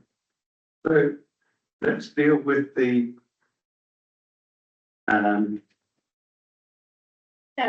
Sorry. Yes, sure. We have so many policies. yes, Can I make a suggestion? And I'd like to understand, first of all, why this does not go by the statutory route first. But surely some of these, especially communication engagement policy, surely that should be rather than the finance group deciding it. And also, as we're getting short of time, can I suggest, as that's not life-threatening important as far as some of the other things are, we defer that to the next meeting? It's the responsibility of the finance and ICT committee to review those policies. right. It's on the list of appropriate committees. Okay, so it's actually in the standing orders. No, it's, in the, committees list that you have later on. It lists which committees are responsible for which policies, and those policies have been reviewed by the finance licensing. So I suppose the question is, who decided that? Who decided those? Which sets out strategies, whether That's been the process since the previous part. Each committee will have its own set of policies that it would review. I suppose, I mean, there are stages for, in another guise of another parish council, we have a policy and procedures committee that just purely deals with all the policies. Sounds like a very good idea, Dan. And it might be worthwhile to actually set up a separate policy and procedures committee that just deals with all these policies. So therefore, put a motion forward at the next meeting and we'll take these items there. Everybody in agreement. So you're going to defer it. You're definitely. Okay, councillor Paul's that. I did notice your hands up. It's okay, I'll do. So councillor Paul's. I just would like to make a point that this list of policies is not a document that is guiding us, it's just a list. And that list of policies contains mistakes, including my fellow councillors allegedly at last meeting accepted terms of reference for HR committee, which I believe was not the case. But it is on the list as approved of our meetings. I'll be very careful with that list because It is in the process of being updated. So far, it is on the agenda and later on. but there is a standing orders and the list of not only the documents we have in the. I'm just making an observation that it would make sense for a separate committee just to deal with policies. It's like volunteering to join this one. I love documents, you know. And the consent motions. Yes. Okay. Okay. Fine. No, so we will take these policies later. We'll do further for the time being. Thank you very much for your time. Thank you. Thank you. Thank you. Right, the next item is 014/002 to receive the annual accounts for the year ending 31st of March 2025.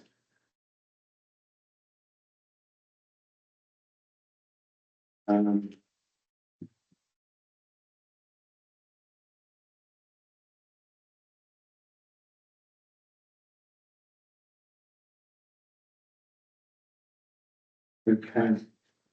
Right,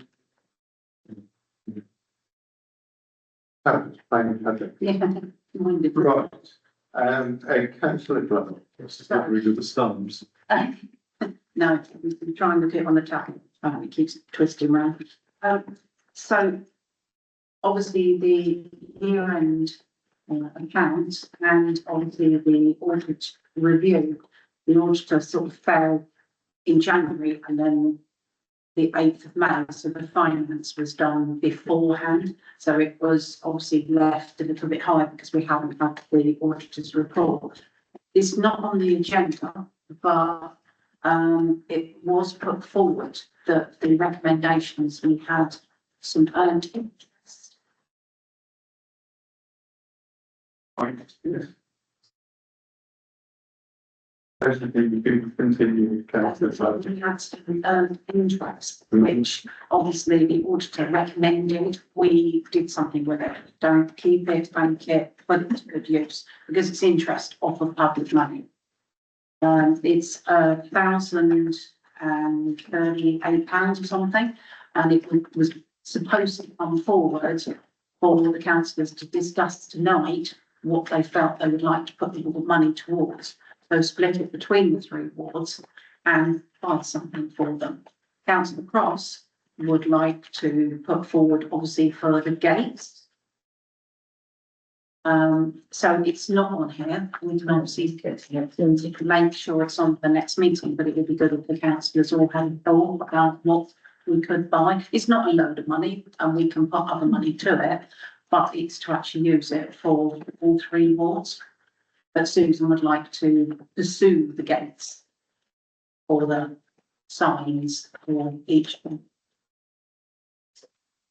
Just very quickly, as we're talking about this, I know one of the actions I took away, which for some reason wasn't actually on the minutes, but I took away was to ask the community about what to do with the telephone box. General consensus, I met with Martin Cox, who I'm sure most people know here. He very kindly put something on social media. General consensus definitely was a defibrillator. So, for example, that could be used for Hollywood Ward, as it is the largest ward as well, and etc. So, probably a good idea around all the pubs around here. Let's have a defibrillator. Fine, there is money reserved. Oh, is there? Go towards it, right, because they did the one for Oak Green. Yeah. So everyone had, obviously the Bray Parish support infants there. Yeah, but Hollywood should have the equipment called to Oak Green, but it can go on top of it, or it can do something to the phone box. It's whatever anyone wants to do, but it's just to plough the money back in. Okay, thank you. I was just being advised by, sorry. We've approached the borough to adopt the phone box.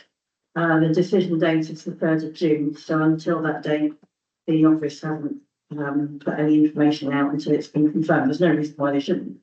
It's not the borough, it's BT. No, it's the borough. BT own it. No, I know, but it is the borough that approved it. Borough approved it, but BT own it, so yeah. Yes, I've applied to both, but the borough made the improvement. That is the information I've been Okay, given by. but that's fine, but the phone will be gone, I think. Yeah. Next week, so. So once we've received confirmation that that's been approved, then we can start asking the public what they would like and receive a proper report. That council. Councillor, Good idea, but I mean, a defibrillator. yeah, haven't we got one though, that one? There is defibrillator then at the memorial. Yeah. But, you know, that's still some distance from the actual green. Anyway, are we all set and done on that? So which point are we on? Because I lost it. We're on the accounts. Okay. Accounts. Councillor Blue. I understand that we've had to use reserves to balance the books. No, we've used still on this 106 money for the expenditure that was not budgeted. So although it appears that your expenditure is higher than your income, 37,761.28 that came from still in 106. Do we have anywhere then, as part of this package, what our reserves then, as a result of that, currently are? Page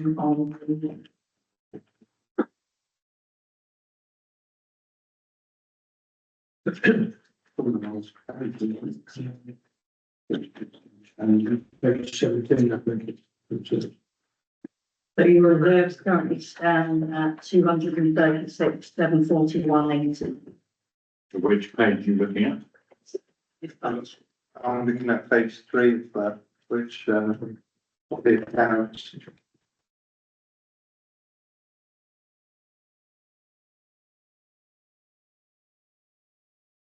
And those are your earmark reserves, you have further general fund balance fund, £2,000, so your total reserves, 339,000 less. Yes, Could I make a question? About this, I mean, it's really good to have all this information and much like that. You think you could separate off the financial statements from all the ancillary stuff in future reports, because we tend to overload your investment financial statement and then think about the top balance and the other things. So basically, May I advise, page. because this is, as some of you know, my area of expertise. You have a lot of information. The key information actually is coming to you in agenda item 14005. So what you've got is supporting papers at this point, which were considered by the which is why they come under the auspices of the Finance Committee. That you're required to make one statutory return, and it is the annual governance and accounting return. It's called an AGAR. So you've got those two items coming up. The first bit's the annual governance review, and the second bit is the statement of account. I think that I think it's to your credit that you do all this detailed work, but actually I'd say it's not strictly necessary. I know of much larger councils that only produce the AGAR with a couple of supporting papers. So the key one would be your earmarked reserves.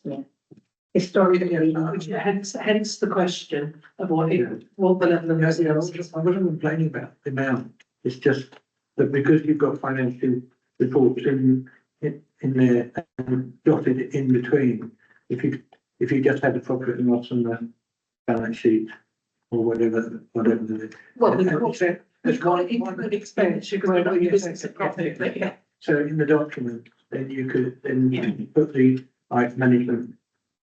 That'd be easier to follow. Management voice back. As we seem to be jumping around about with this finance committee, I do have one. After not having any financial information for a year, I was overloaded with information, which is a huge surprise.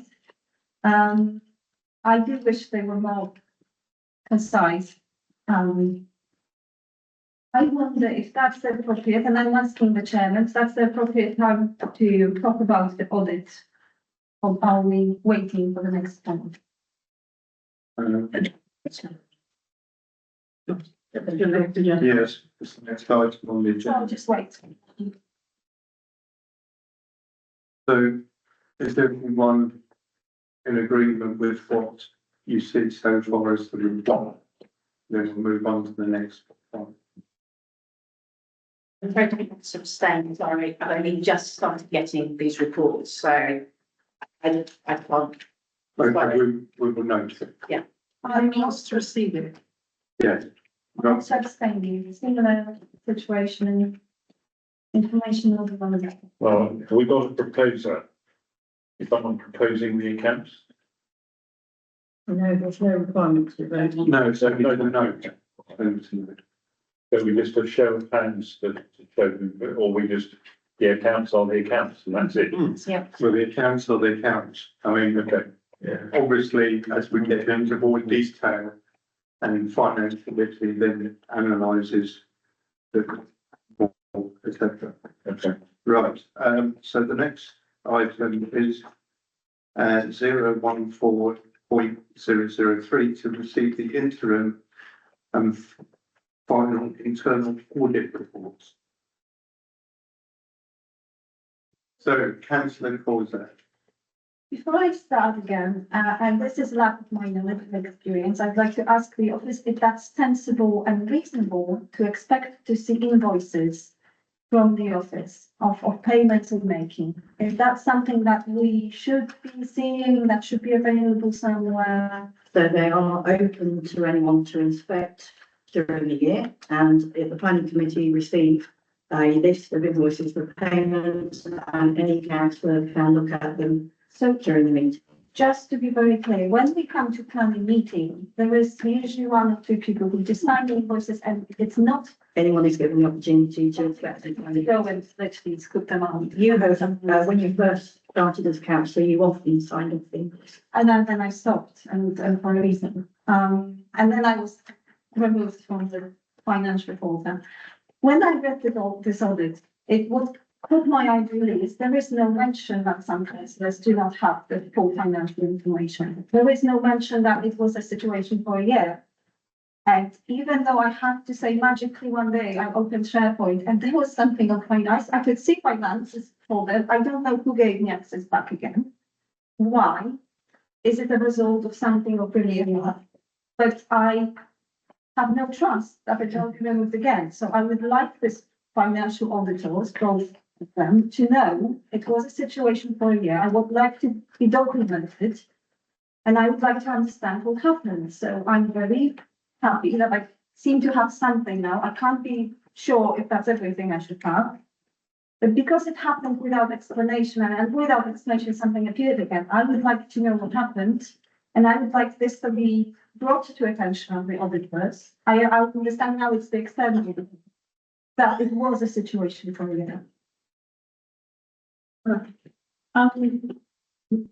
You made a full statement for council in Yes, January. I did, I submitted some. And that statement was submitted in full to the internal auditor, so it's part of the evidence that the internal auditor saw before.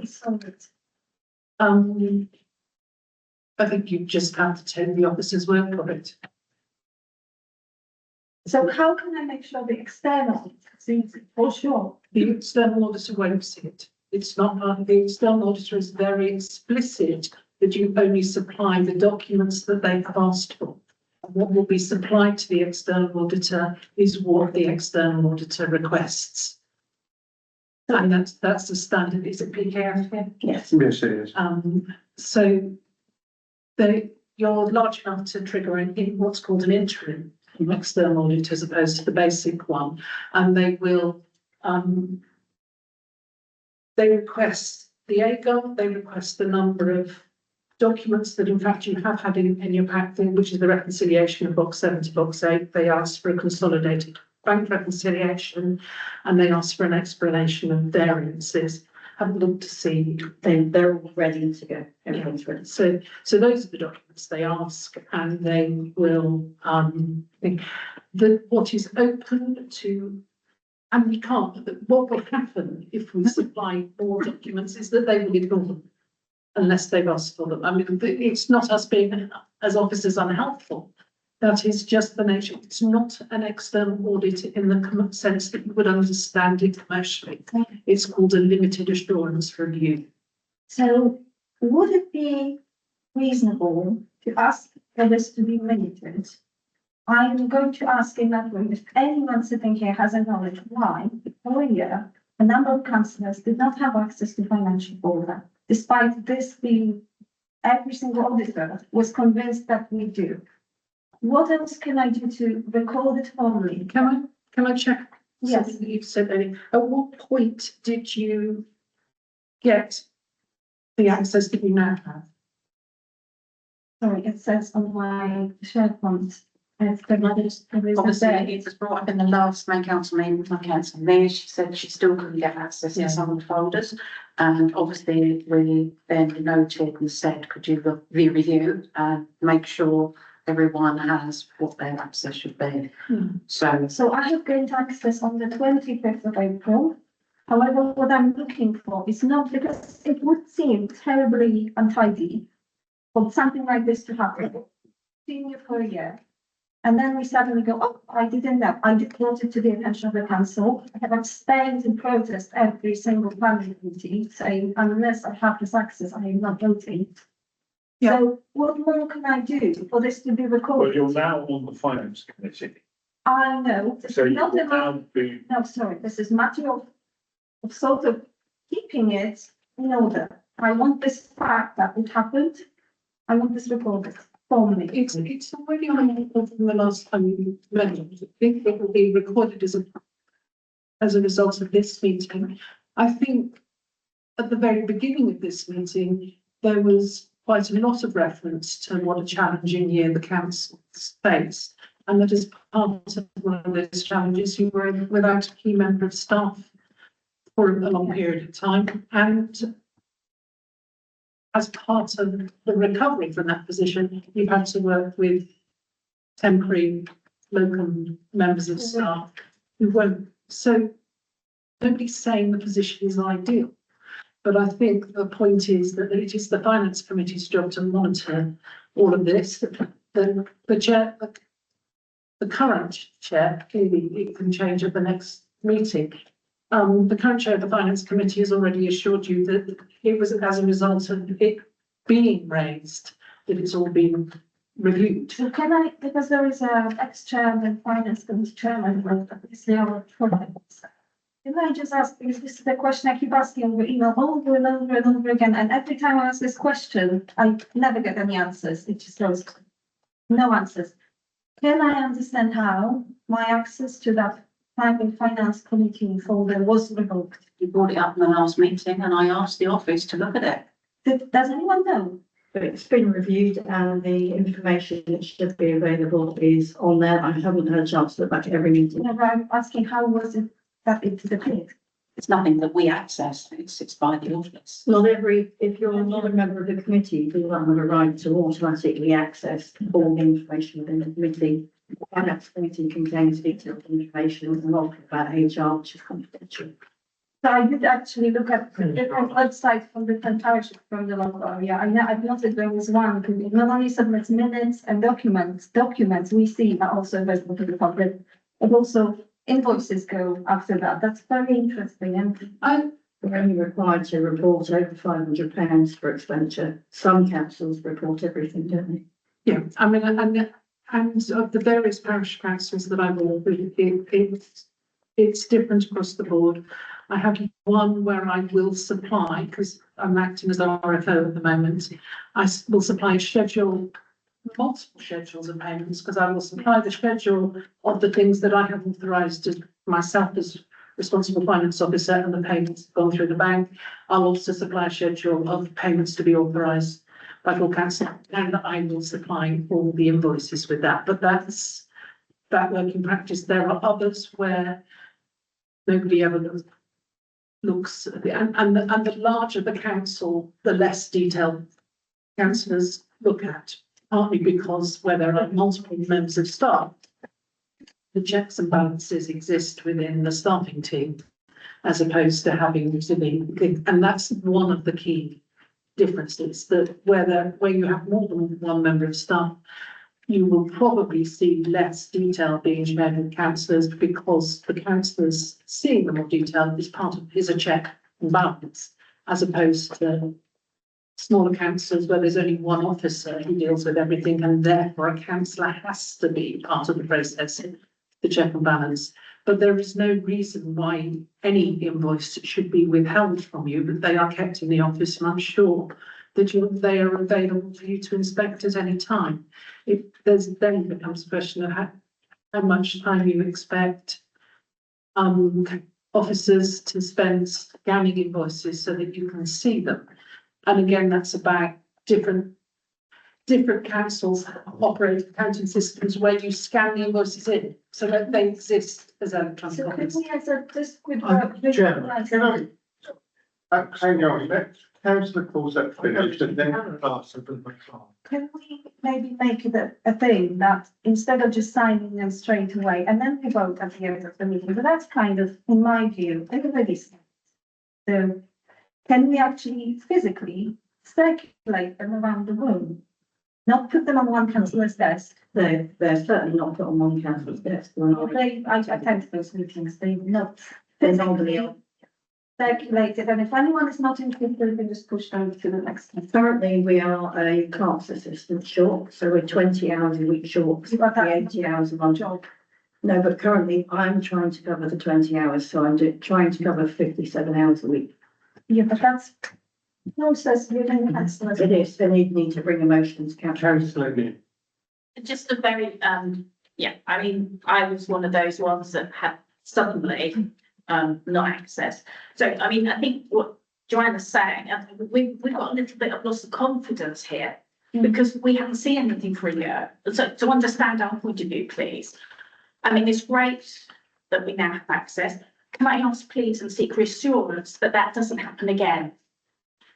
Didn't know you couldn't see them, but I asked. Which is worrying because I wrote to the office and that's worrying. Yeah, that's, well, you know, to learn from this. Just move on. Yes.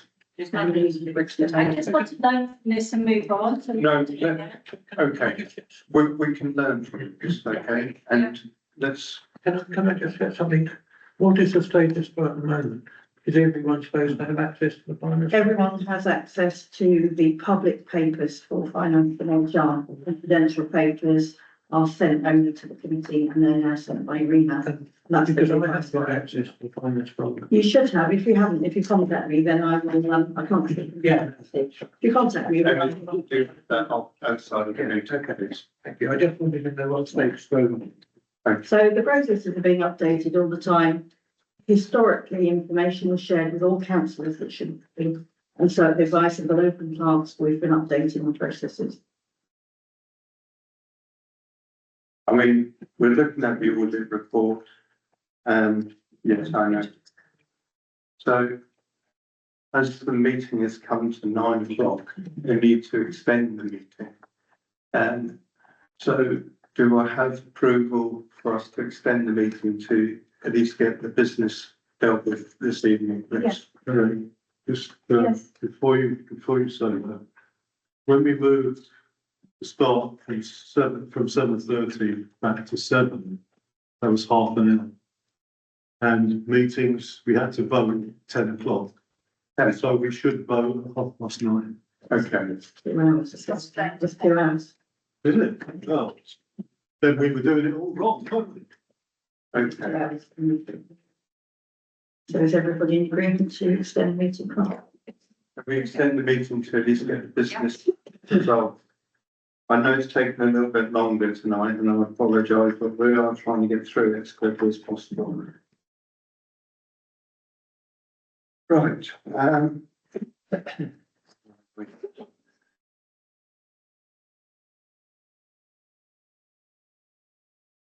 we on the AGAR now, is it?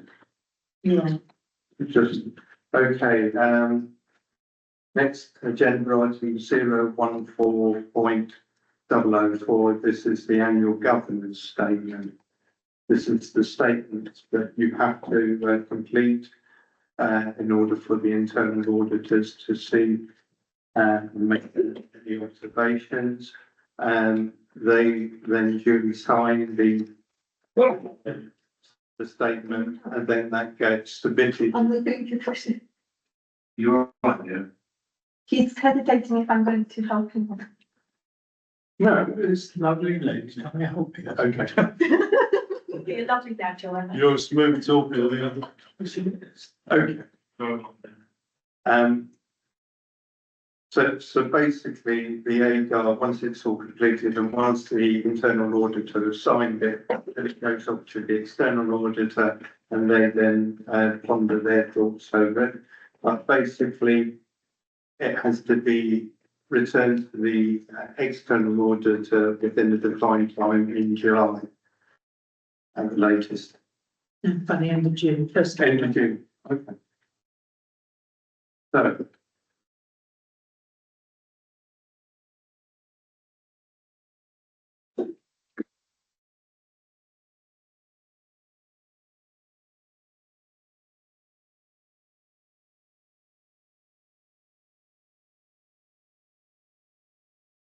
Have we got any comments on the report? You've got it duly in your pack. Are there any comments? It should be fairly straightforward.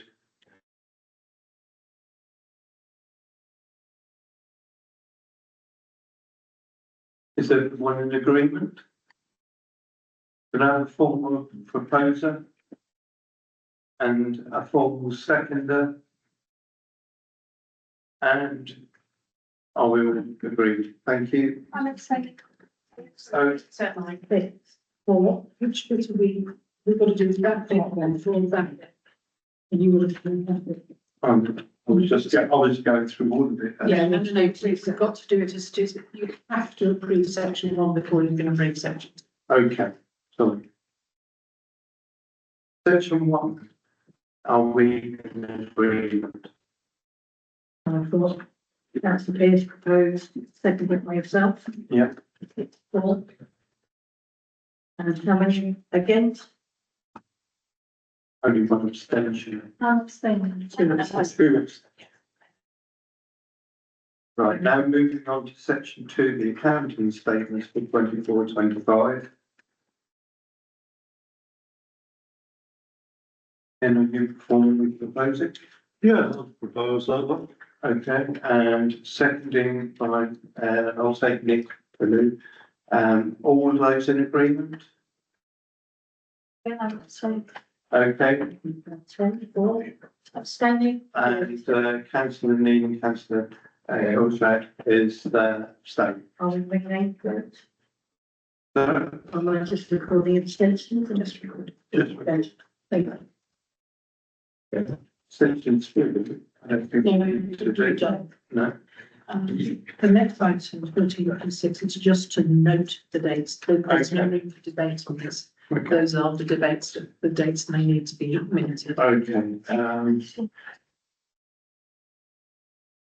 right, Shall I tell you what they are? yes, please. We have section. 14.06. 14.06, but why is that separate only? Because it has to be. The minutes have to be. Minutes. Yeah, thank you. Yeah, okay, that's fine. So, thank you, Mr. Chair. 14.06 is to note the date of the public inspection of accounts. Those dates will be the 3rd of June to the 14th of July 2025. It covers the statutory 30-day period that is required. That's for public only. Councillors can access documents all the time, right? Councillors can access documents all the time. That's not the that was given before, and I couldn't because the period was ended. Anyway, that's very much clear. Okay, so that's been noted. Right. Next item, 01520025, to approve the basic parish allowances for 25-26. We need a formal proposal. I'm currently waiting on legal advice from Robert Taylor. Right, And I asked the borough to consider basic parish allowances as they've not been taxed since 2006. They said it's not in their remit to do so. And so I've asked advice from the SRCC on response from them. and SLCC, for those that don't know, is the Society of Local Council Plans. It's a good organisation that provides valuable information. Next one is 01620025, to approve payment of direct debits and standing orders for 25-26. Should be a list. Yeah.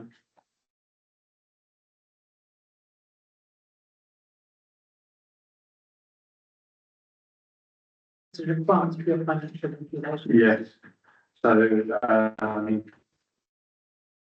no, I did this last week, so.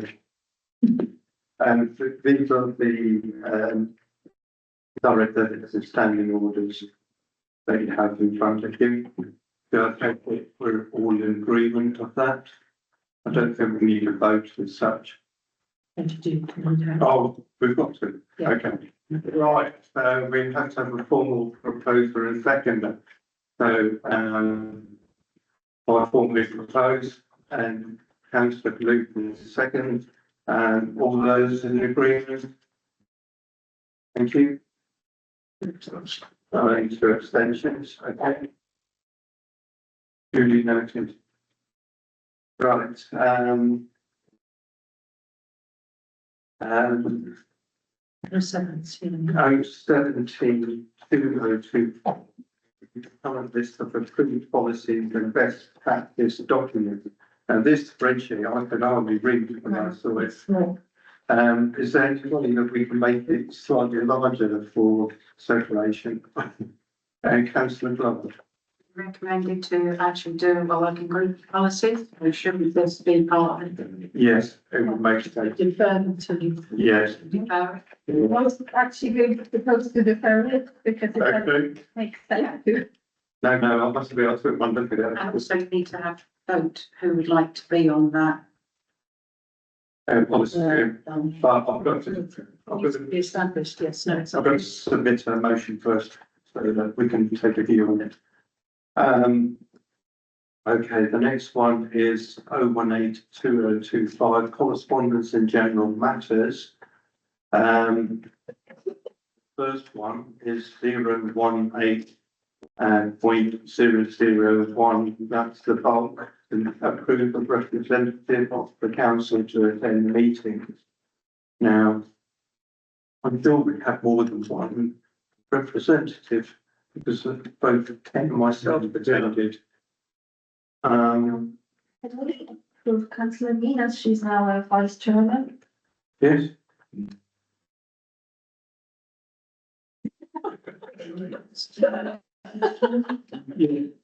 With great responsibility. if we keep it to the chair and vice chair, if that's all right, So- because. So, Excellent. Right, the next item is 018-002, councillor Ning, would you like to report on flood, RBWM flood liaison meeting on the 22nd of April? Yeah, very happy to. I've actually just got the minutes through on that, and there were 3 items we put forward, which we shared with councillors. One was issues with the cesspit flowing into cottage on Forest Green Road. I won't say exactly where, because obviously it's a public meeting, but it was publicly mentioned. That is now with the Environmental Agency. I will send you all the details here because I'm being mindful of time. I'm sure we don't have to go through it. The Environment Agency are aware of it and working on it. The field opposite Money Road Green, Money Road Green Cottages has a cracked pipe.